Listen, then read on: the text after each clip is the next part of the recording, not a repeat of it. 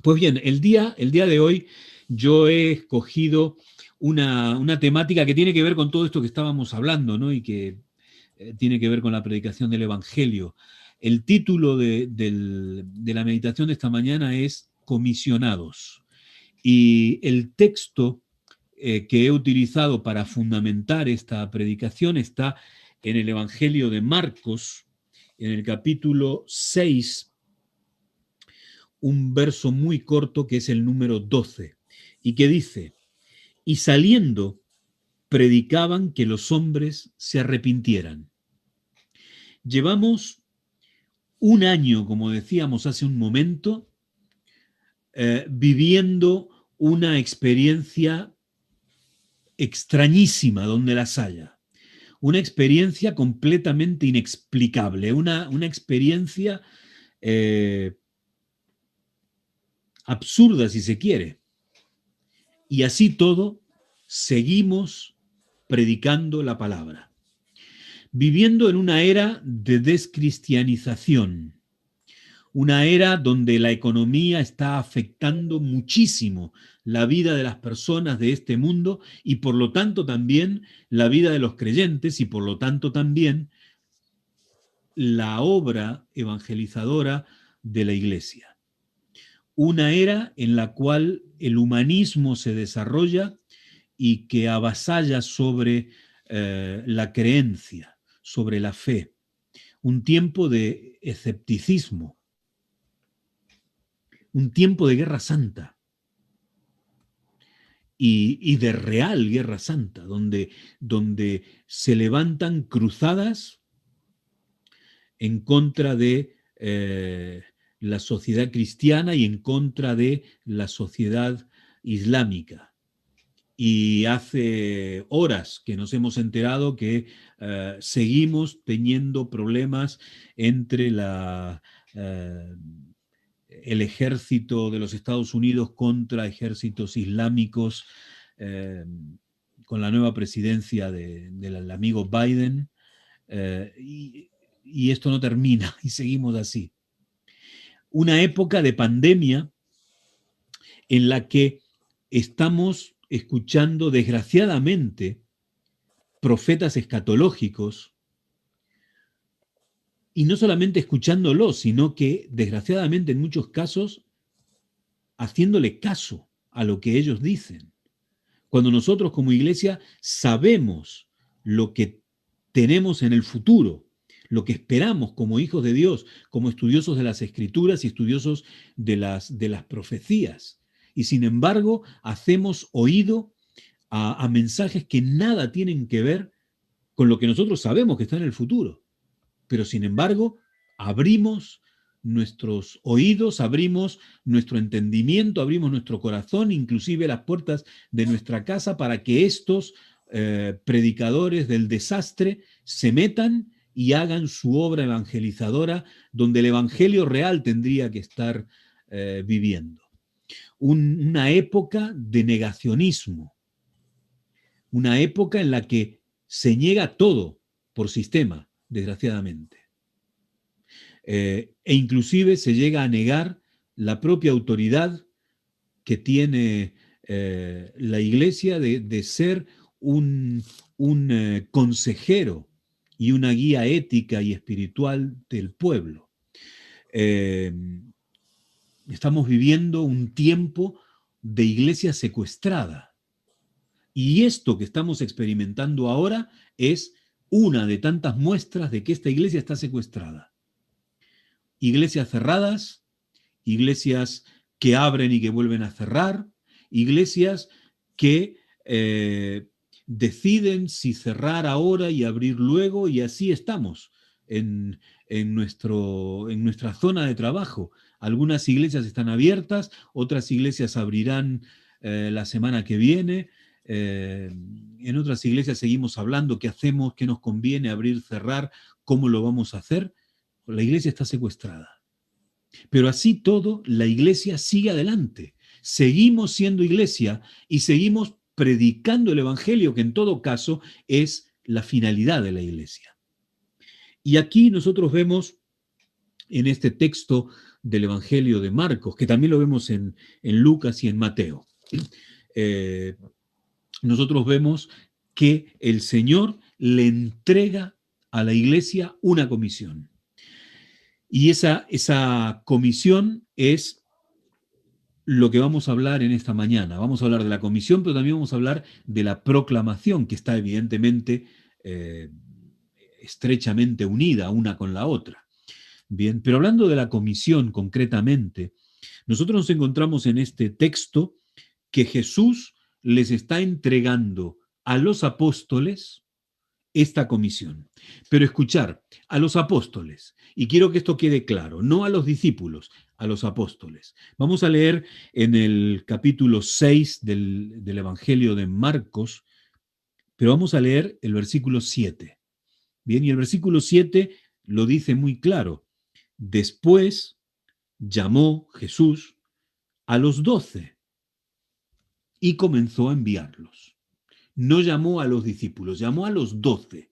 Bien, y esos 12 son los apóstoles. Y hago la diferencia porque cuando nosotros hablamos de discípulos, no son solamente 12 los discípulos. Los apóstoles son 12 de los discípulos, pero los discípulos eran muchísimos más. ¿Y cuántos más? Muchísimos más.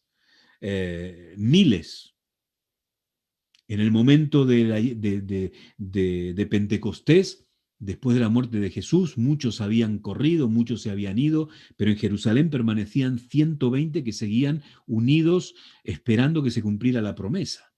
Bien, y quiero que veamos esto desde esta perspectiva, los 12, los apóstoles, que son los cimientos de la iglesia cristiana, los cimientos del pueblo cristiano, del pueblo de Dios en su faceta post-judía, post-israelita. Y estos instrumentos son comisionados. ¿Qué es lo que acabamos de ver?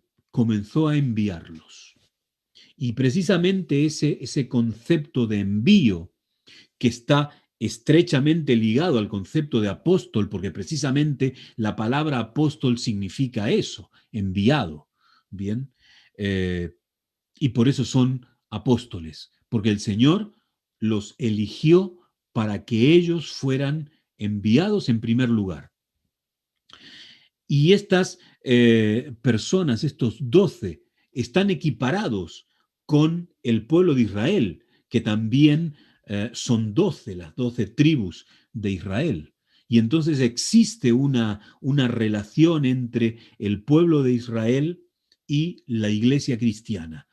Los dos tienen un cimiento que son 12. Bien, las tribus y los apóstoles. Y esto nos habla de la universalidad del reino de Dios. Nos está hablando del concepto de el mundo que es abarcado por el mensaje apostólico, por el mensaje que parte del Señor Jesús, que es depositado en los apóstoles, que llega hasta nosotros en esa comisión que está siendo entregada constantemente y que nosotros debemos asumir de la misma manera que la asumieron ellos en el pasado. La instauración del reino escatológico. Y cuánto más apropiado es para nosotros hoy que hablemos de ese cumplimiento escatológico del reino. ¿En qué tiempo estamos nosotros? ¿Tenemos la capacidad nosotros como hijos de Dios, como pueblo de Dios, como iglesia? ¿Tenemos la capacidad de reconocer el tiempo? Nos estamos demorando en pensar realmente lo que significa esta situación social que estamos viviendo, o solamente dedicamos tiempo para lamentarnos. Y nos lamentamos por montones de cosas que sí son de lamentar. Lamentarnos por la situación de salud de la gente, la cantidad de personas que enferman y desgraciadamente la cantidad de personas que mueren a causa de esta enfermedad. Nos lamentamos porque el pueblo en el que vivimos está cerrado y no podemos salir, porque la comunidad autonómica está cerrada y no podemos cruzar de una comunidad autonómica a la otra. Nos lamentamos por la situación económica que estamos viviendo nosotros y en nuestro entorno, porque hay cantidad de personas que han perdido su trabajo, hay cantidad de personas que han perdido su salario, hay cantidad de personas que están perdiendo su empresa, que están perdiendo su negocio, y esto más o menos nos afecta. Antes o después nos va a afectar. Nos lamentamos porque tenemos la iglesia cerrada. Nos lamentamos porque no podemos acercarnos a nuestros hermanos a quienes amamos y no les podemos dar un abrazo y no les podemos dar un beso. Y nos lamentamos y nos lamentamos y nos lamentamos como si nosotros, hijos de Dios, fuéramos plañideras del futuro y no fuéramos el pueblo escatológico que Dios motiva para que llevemos un mensaje fuerte, potente, atronador en el último tiempo que viva esta humanidad, para que la gente pueda ser alcanzada con la salvación de Dios. Para lamentarnos tenemos tiempo, para meditar en el tiempo, en los tiempos que nos ha tocado vivir, tenemos tiempo.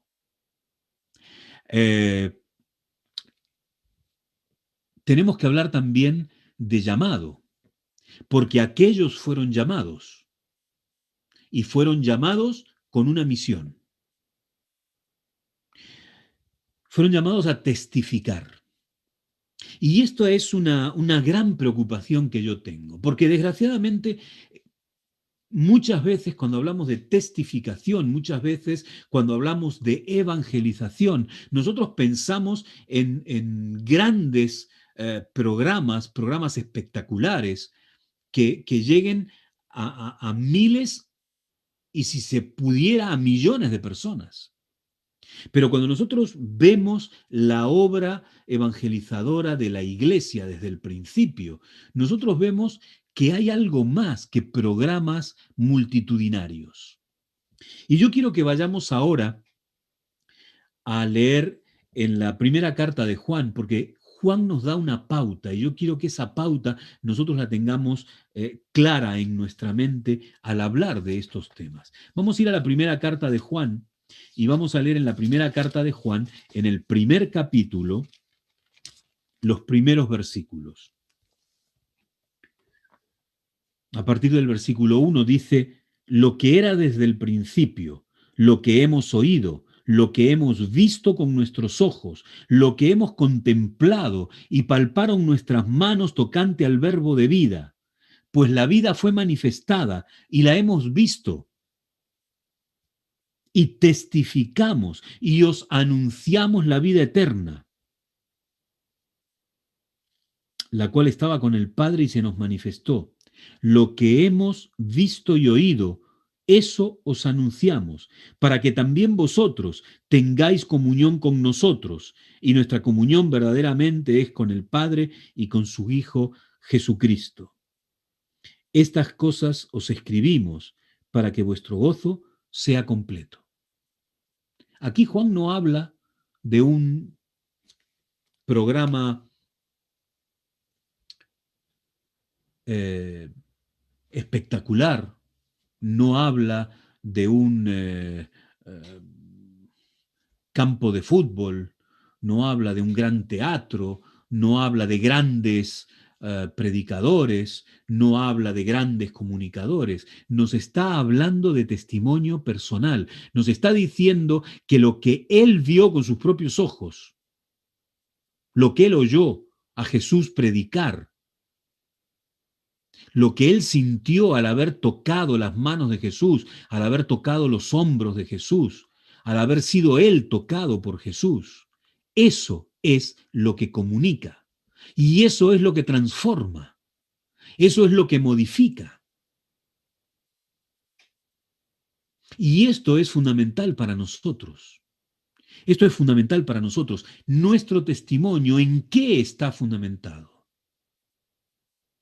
Ah, exponer la verdad es anunciar el Evangelio. Exponer la verdad es testificar. Y yo expongo la verdad cuando la comparto, cuando comento esa verdad que estoy experimentando en mi vida. No solamente una teoría, sino una realidad que yo estoy viviendo, que yo estoy experimentando. Eh, Hablamos de llamado, y el llamado implica también cosecha, implica también congregación. Y sabéis una cosa, hoy en día, aunque algunos se nieguen a disfrutar de esta iglesia secuestrada, nosotros no podemos matar la iglesia. No podemos, no debemos, porque la iglesia, el hecho de que esté con las manos atadas para realizar ciertas cosas, no tiene la boca tapada, no tiene la incapacidad de relación, no tiene la incapacidad de comunicación.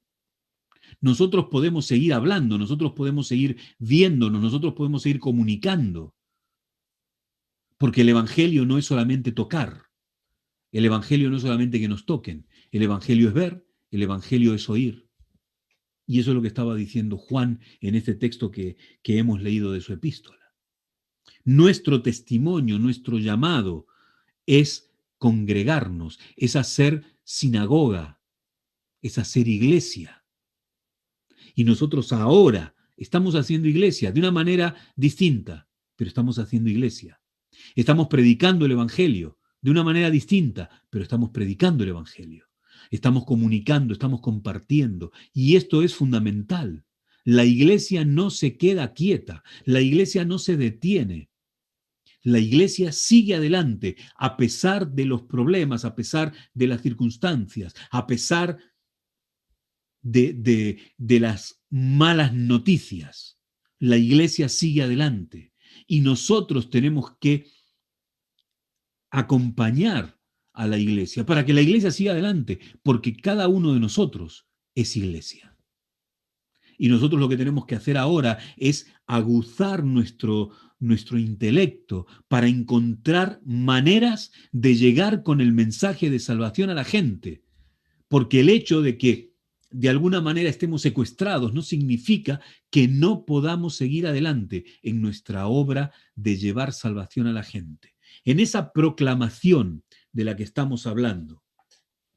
Una proclamación que es muy interesante, porque cuando Jesús le dice a los discípulos que les está dando una misión, les está dando una comisión, los está enviando, les dice, os estoy enviando sin protección, os estoy enviando sin defensa.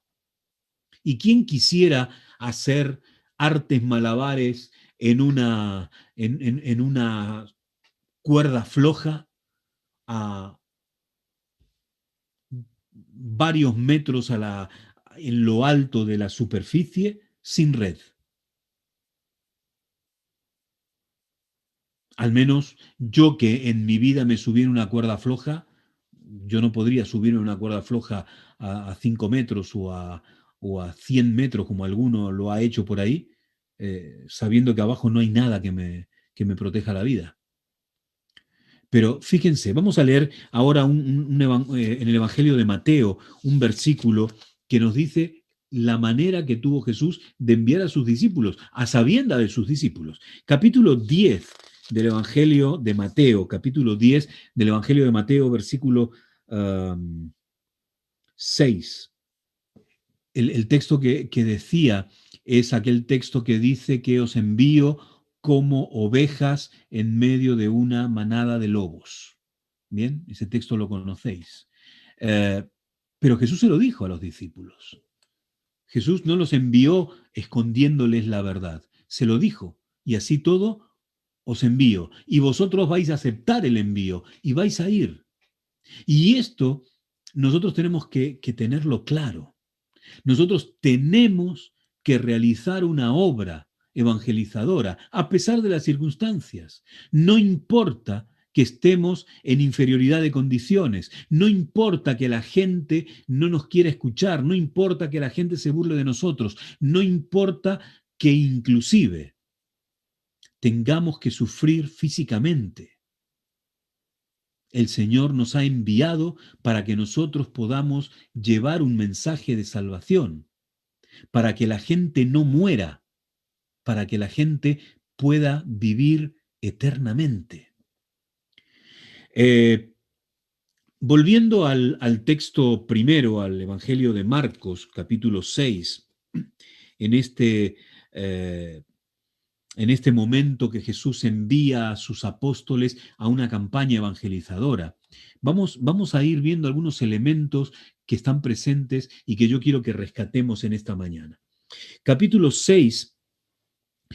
A partir del versículo 6 nosotros nos encontramos esta misión que Jesús le da a los apóstoles, la segunda parte del versículo 6 hasta el versículo 13 inclusive, y nosotros vemos allí que ellos, los apóstoles, se convierten en portadores de salvación.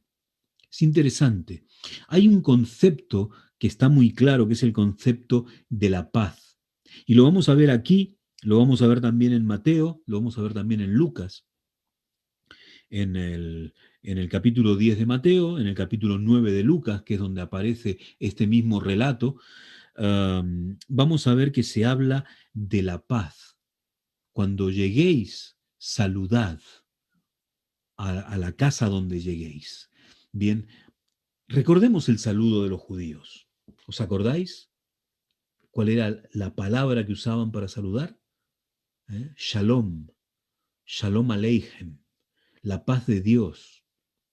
Y lo que dice Jesús es, cuando llegues a una casa, deséale a ellos la paz de Dios, paz que tú traes contigo, porque tú eres un enviado de Dios, porque tú vives en comunión con Dios y porque tú vives en la paz de Dios.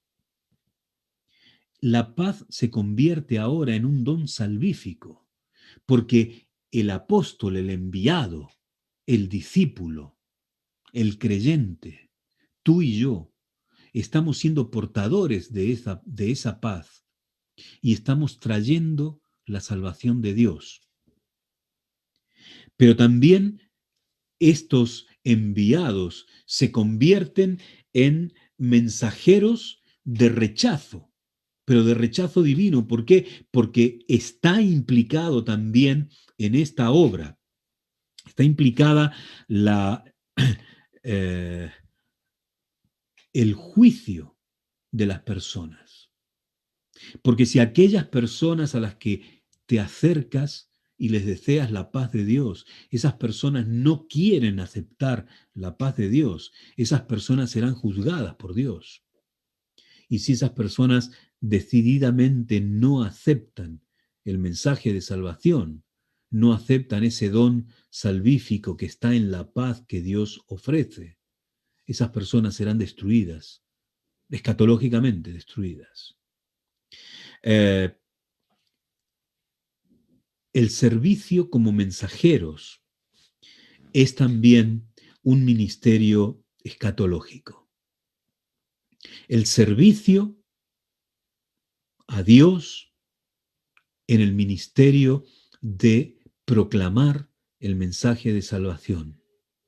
Cuando nosotros analizamos las profecías escatológicas, nosotros eso lo vemos.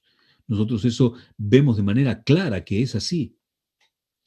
Lo conocemos y no es algo nuevo para nosotros como adventistas del séptimo día. La obra de proclamación del Evangelio es una obra que destruye la obra destructiva del enemigo, porque el enemigo quiere destruir al pueblo. Y cuando nosotros vemos este mandato que reciben los apóstoles, nosotros vemos que lo que ellos van a hacer es destruir esa obra, una obra que tiene que ver con mi trabajo en favor de la causa de Dios.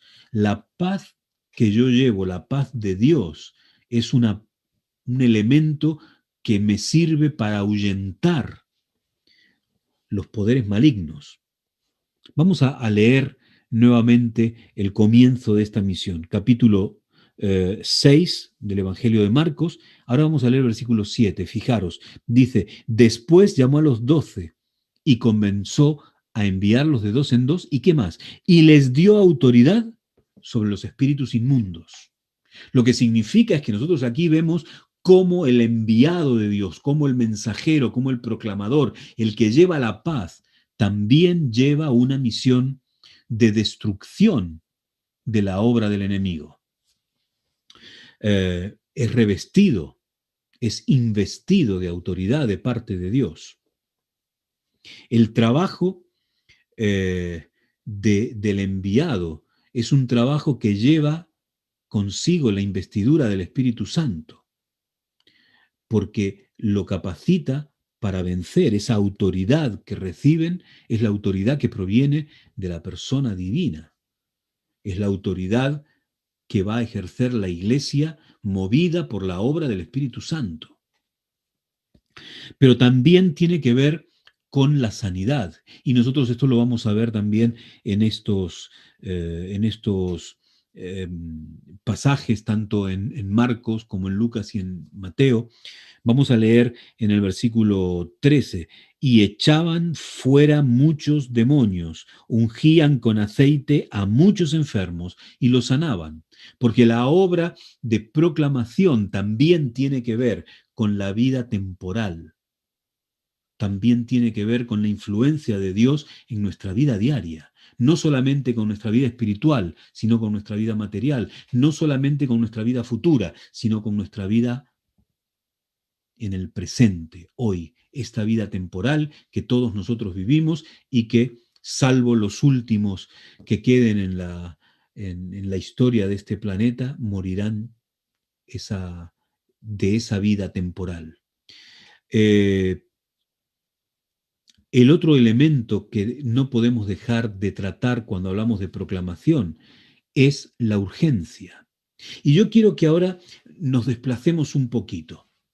Y vamos a ir a leer en el Evangelio de Lucas y vamos a leer en el capítulo 10 del Evangelio de Lucas.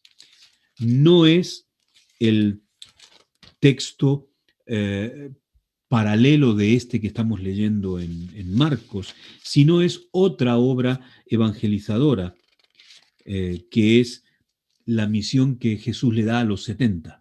En este caso no a los 12, sino a los 70. Pero quiero que leamos este versículo, capítulo 10 del Evangelio de Lucas, en el versículo 4. Dice, no llevéis bolsa, ni alforja, ni calzado, y a nadie saludéis por el camino.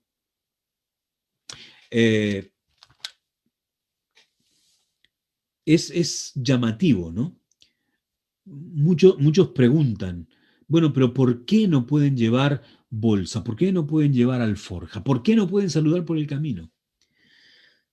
¿Acaso es que el cristiano y el cristianismo son o deben ser entes insociables?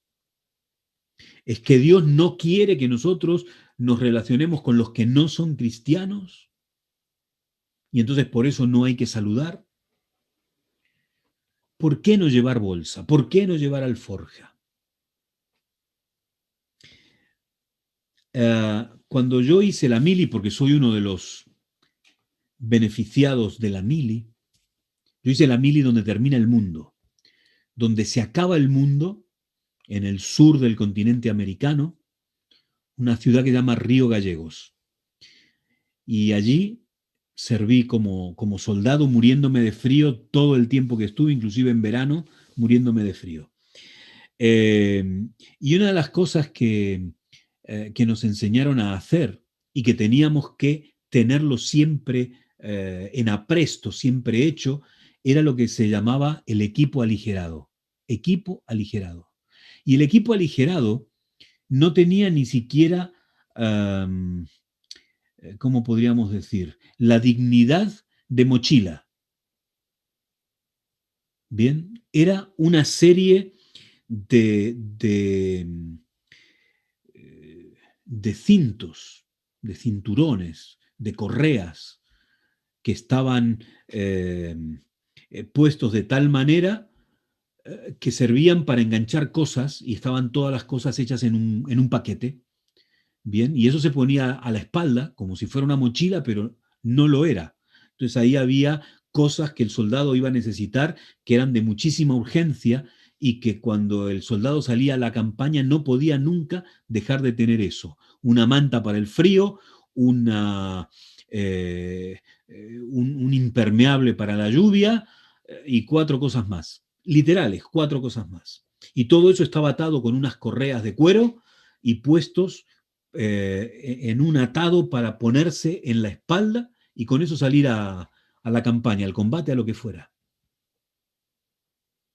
Y yo cuando leo este pasaje me acuerdo de aquello, ¿no? Y yo siempre decía para mis adentros, decía, pero esto para qué me sirve, si esto no me sirve para nada. Esto es lo mismo que no tener casi nada, ¿no? Pero de lo que se está hablando aquí en este pasaje es de la urgencia. Es tan urgente que nosotros salgamos que no hace falta que perdamos tiempo en cosas que no son importantes. Grandes maletas, muchas maletas, neceser o un arcón, vete a saber, el coche, la parte de atrás del coche todo lleno de paquetes, de cosas para llevar para 2 semanas de vacaciones. No, lo fundamental, lo mínimo indispensable. Nada más. El Señor va a proveer en el camino. Lo que hace falta es que llevemos es el espíritu lleno de Dios. La motivación plena. Las ganas por trabajar por Dios a tope. Lo demás el Señor lo va a poner en nuestro camino. No nos preocupemos. El Señor proveerá. Y eso nosotros tenemos que tenerlo claro. El no detenerse a saludar no es el saludar como saludamos nosotros hoy. Que muchas veces pensamos eso, ¿no? Pasamos caminando y vemos en la vereda de enfrente a alguien conocido y lo saludamos, al menos le levantamos la mano, ¿no? Y decimos, hola, ¿qué tal? A veces nos paramos y de una vereda a la otra nos preguntamos qué tal la vida, qué tal la familia y seguimos andando. No, no está diciendo eso. Lo que implica el saludar en aquel contexto social es detenerse, entrar en una casa, demorarse días y días para después continuar el camino. Y lo que está diciendo Jesús es, eso no, hay que ir al lugar del trabajo, hay que ir al lugar donde vamos a realizar la campaña, no hay que detenerse, hay que tener claro en nuestra mente el sentido de urgencia. Y la pregunta que yo me hago es, ¿tenemos hoy en día nosotros el sentido de urgencia? ¿Le damos al tiempo que estamos viviendo el valor que realmente tiene? Porque tenemos, como decíamos antes, tiempo para lamentarnos. Nos lamentamos por no estar juntos, nos lamentamos por no tocarnos, nos lamentamos por no besarnos, nos lamentamos por no poder tener la iglesia abierta. Pero tenemos claro en nuestra mente la urgencia de los tiempos que estamos viviendo. Tenemos conciencia del tiempo que estamos viviendo, creemos que estamos viviendo en la última hora de la historia de la humanidad, creemos que estamos viviendo en el tiempo postrero del que nos habla la profecía bíblica, porque yo creo que eso es lo realmente importante en este tiempo, en esta experiencia que estamos viviendo todos y cada uno de nosotros aquí y en cualquier otra parte del mundo. El Señor nos hace a nosotros el mismo llamado que les hizo a los apóstoles en aquel momento. El Señor pone sobre nuestros hombros la misma responsabilidad que puso a los apóstoles en aquel momento. Nosotros somos comisionados por el Señor hoy, en el año 2021, a un año vista de que comenzara la pandemia, viviendo esta era de iglesia secuestrada. Tenemos la misma responsabilidad hoy que hace 2000 años atrás. Concluimos con esta idea. Esta obra que nosotros tenemos es una obra doble. La proclamación de la palabra. el llevar adelante la comisión que el Señor nos ha dado. Incluye no solamente la palabra, porque yo hablando transmito el conocimiento de la salvación, sino el respeto por la palabra de Dios, el compromiso con la palabra de Dios, el conocimiento de la palabra de Dios para poder transmitir. Pero implica también la acción. Y la acción no es solamente el estar dispuesto a salir al campo misionero. La acción es también el que mi testimonio esté acompañado de lo que yo vivo, porque lo que yo vivo también es testimonio. Lo que yo digo con mi boca, que esté relacionado con lo que yo experimento en mi vida y que la gente que me conoce vea que lo que yo digo es lo que yo hago y que lo que yo hago lo comento, lo digo y que todos los que están a mi alrededor saben lo que soy, saben quién soy y no solamente conocen mi nombre. Los mensajeros proclaman la victoria de Dios.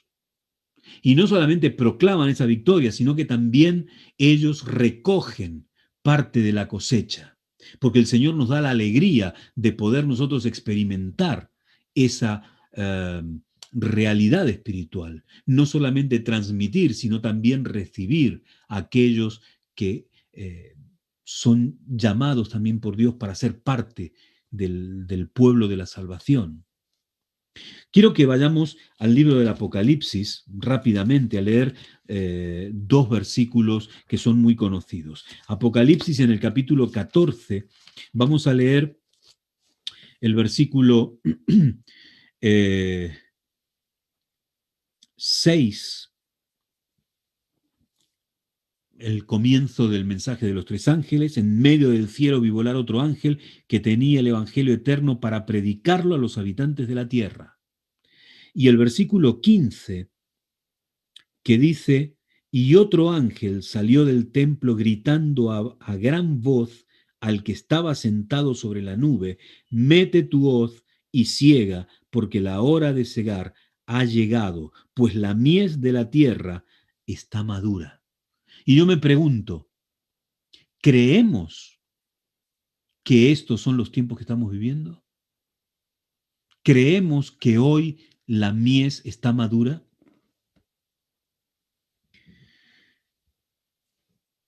El ministerio de la proclamación, el ministerio del mensajero, no lo protege de la caída, pero lo motiva a que siga adelante en la pelea. Son muchos los que han quedado en el camino. A veces nosotros mismos nos pudimos haber apartado del camino. Algunos no vuelven, pero el Señor nos motiva a que sigamos adelante. El Señor nos motiva a que sigamos con la proclamación de la palabra, con el sentido de urgencia, sabiendo que los tiempos se nos han venido encima. ¿Y qué vamos a hacer? ¿Vamos a vivir como si realmente estuviéramos secuestrados? ¿O vamos a buscar la forma, sea como sea, de seguir proclamando, de seguir comunicando, de seguir llegando a la gente con la palabra de Dios, con el mensaje de salvación, con el mensaje de que estamos ahora viviendo en esa última hora de la historia de la humanidad y que el Señor está a las puertas para venir? Porque eso es lo que nosotros hemos creído, eso es lo que nuestra iglesia está proclamando y eso es lo que no tenemos que olvidar nunca. Y cada vez que nosotros digamos lo que nosotros somos, recordemos el advenimiento del Señor. Recordemos que el Señor está a la puerta y que el Señor quiere que tú seas uno de los proclamadores, uno de los comisionados, y que podamos llegar a toda tribu, pueblo, lengua, nación en este mundo pandémico que nos ha tocado vivir. Que el Señor te bendiga, que el Señor haga en tu vida grandes maravillas y que tú seas uno de aquellos proclamadores que lleve tantas y tantas almas a los pies de nuestro Señor Jesús. Que el Señor os bendiga.